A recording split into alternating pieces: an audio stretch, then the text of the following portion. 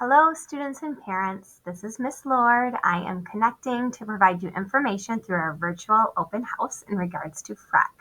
Much of this information I've already presented to you before, so it's just going to basically be a reminder on items that you need to know for success for this school year when it comes to your early college participation.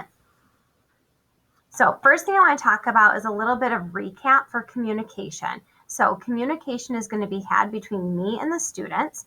There will be sometimes I will need to reach out to parents, but they are college students. So part of that responsibility and participation in this program is they are going to communicate with parents on information as needed.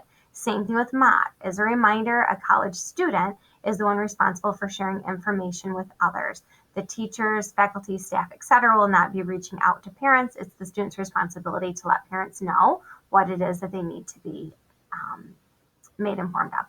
So my main communication channels are Remind, and then we have email. So emails when I need to communicate basically one-on-one with a student, and then Google Classroom. We have 2 Google Classrooms currently that are very active. One is for each individual cohort, and the other one is a group with all of our cohorts into it. And then we have Google Meetings that are taking place on Wednesday. Your child already knows that assigned time for that, and that is through, again, Google Meet virtually right now.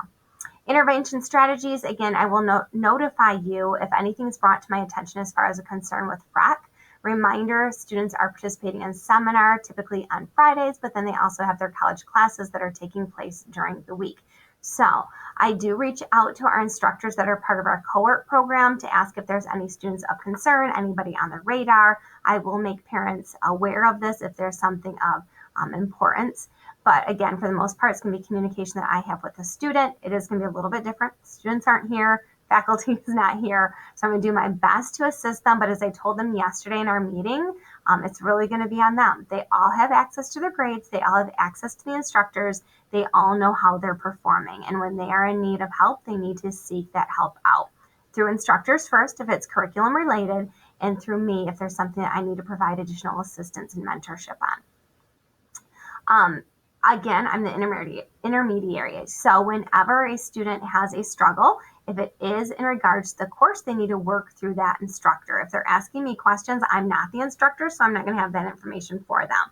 I am more here for program information. So if they are not sure, for example, how to register for a class, or if they're not sure of anything that's more program driven, some of the items that I assign to them, that's what I'm here for. I did tell students if there happens to be something as a large basis, so maybe one of their instructors is not communicating with the class as a whole, and they've already tried seeking out that information from the instructor, they can get me involved and I'll see what I can do from my end.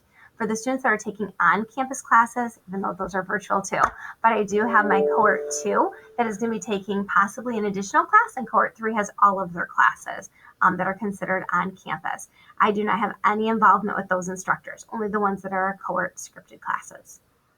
So plan when we return. Students will have I'm going to say this based on what our typical schedule's been, as I'm sure you're hearing from other teachers, we just are doing the best we can as information is brought to our attention. But in the past, the FREC classes went from 8 to 9:25. So there was a break between the end of FREC and their third hour. Students are able to go to the North Cafeteria or the library to utilize that time for studying and other items. When we return, I am going to take time to process FREC orders for shirts. That is something that's just on hold for right now. And then comparison of our calendar with Mott's calendar. There is a link here that you can access. You can just go into Mott's website, type in academic calendar, and it will provide it to you also. We do not have an FHS calendar at this time. So once that's available, you'll see it through all of the Flushing High School communication channels. So what to expect this semester and this marking period. Grades are going to be reported in backpacks. Students are very familiar with what that is and how to see their grades. That's going to be reported for midterm and semester.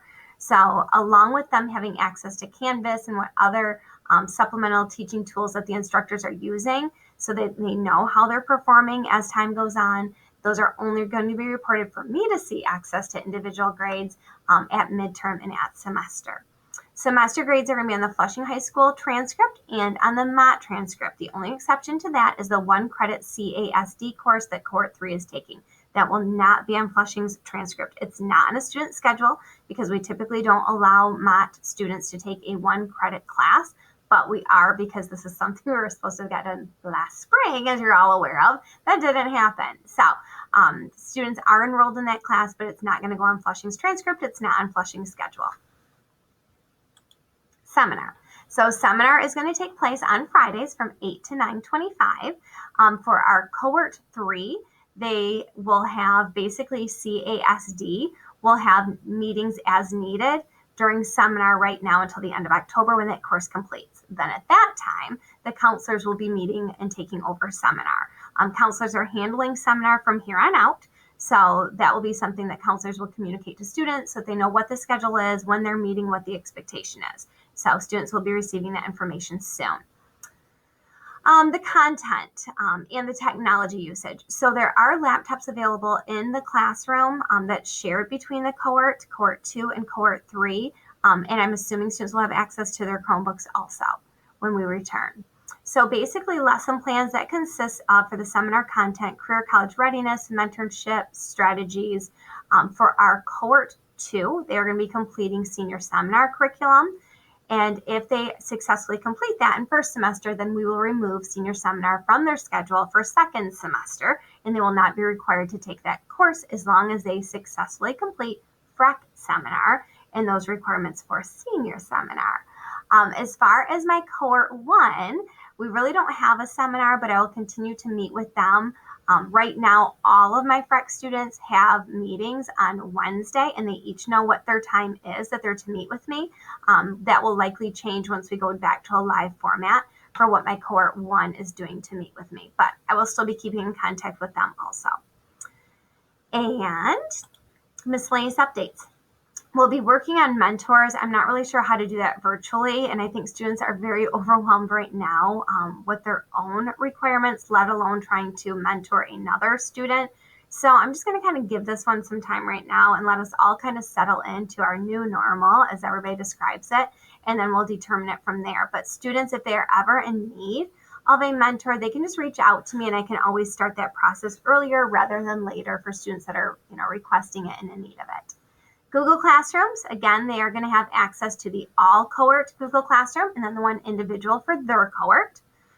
Early college has additional requirements, as you've all heard me talk about, for volunteer hours and college readiness hours. I'm not sure, again, where we stand on this. My cohort 1 needs to complete their volunteer hours, and I am waiting to talk to the people that basically regulate that to come up with some options. So more information is to come on that. What the ideal version was and my vision is that students would be completing those volunteer hours at MOT. They have several activities that they need volunteers for, and we will be doing it as cohorts. So cohort 2, cohort 3, that's going to be expected plan for you guys in the future. Career preparation, we handle in the second semester of senior year. And in this past year, we were able to partner with TeenQuest to provide that. So I expect that partnership to continue for the other cohorts. 2021 summer orientation, all honesty, this will be scheduled, but at this point in time, we are all just trying to keep our heads above water, Matt, Flushing, my students. So know that there will be a summer orientation. It will likely be the last week of July like it has been the previous years, and all cohorts participate in that. So that is typically a 2-day orientation for my first and my second year students, and then 1 day for my last year for my 13th year students. So again, more information to come. Scholarships, that does not get applied for until the 13th year. So my cohort 1 is able to apply for those this year. Ms. Germain, who's here in our building, will be handling that and will be communicating that to students. If they are not receiving information, if you need more information, let me know and I'll be sure that she coordinates that with you. I should have taken that email off. Connection to College Advisor. So this starts to happen. We have the connection with Matt that happens all along. They were part of our orientation, and they'll continue to be involved with the students in different capacities. But basically by the senior year, especially second semester senior year, students will start really meeting with that college advisor because they're going to start setting things up for that 13th year and beyond if they plan on continuing their education and moving on to additional post-secondary. So just so you know, there will be a transition, and then we work together to make sure that our students are set up for success. Program of study, all of the students know how to enter a program of study into their backpack, and then they can basically see their plan and their progress as they're going through that. That was a part of our orientation. Mott resources. So these are resources available at Mott for our students because our students are Mott students also. So they have tutoring. As the students found out during orientation, this is a little bit different. It's going to be virtual. Same thing with their labs. I'm assuming Career Center, all of that, I assume is going to be that way. So if they were to simply go to the Mott website, they could simply search, and they learned how to do that again during orientation also. But they can simply search for each of those items, and they will be able to assist them.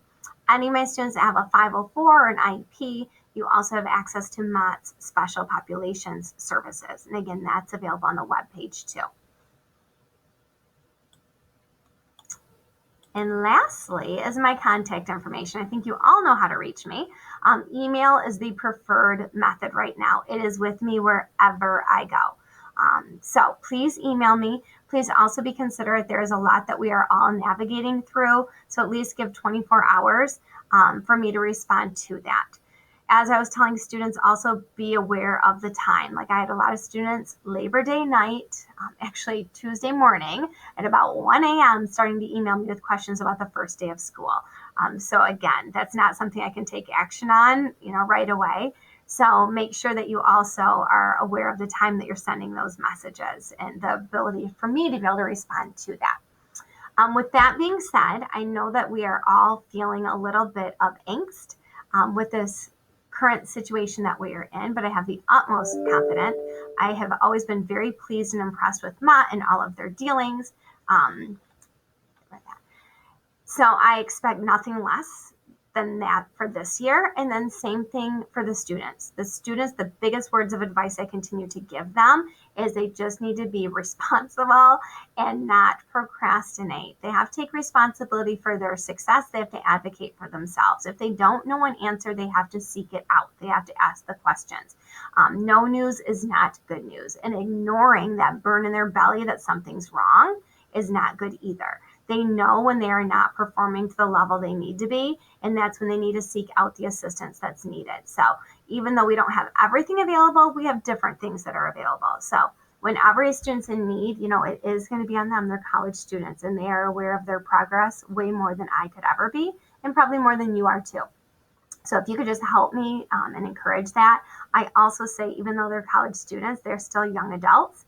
So the same way I do with my little ones, there's quite often that I would recommend that you have them open up backpack and have them open up Canvas and see what they're doing and look at their grades and see what their progress is. I love my students, but sometimes they like to enhance the truth. So, it's our responsibility as educators and as parents to just double check and make sure that we provide them with whatever lifelines that we can to help them through also. So I wish everybody a wonderful start of the school year.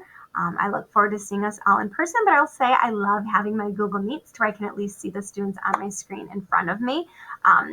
Your child has all of that information. I did have a handful that have missed the last meetings, so make sure that they are connecting to the Google Meets. Again, they are on Wednesday, and it starts off with my FREC 2, and then my FREC 3, and then my FREC 1.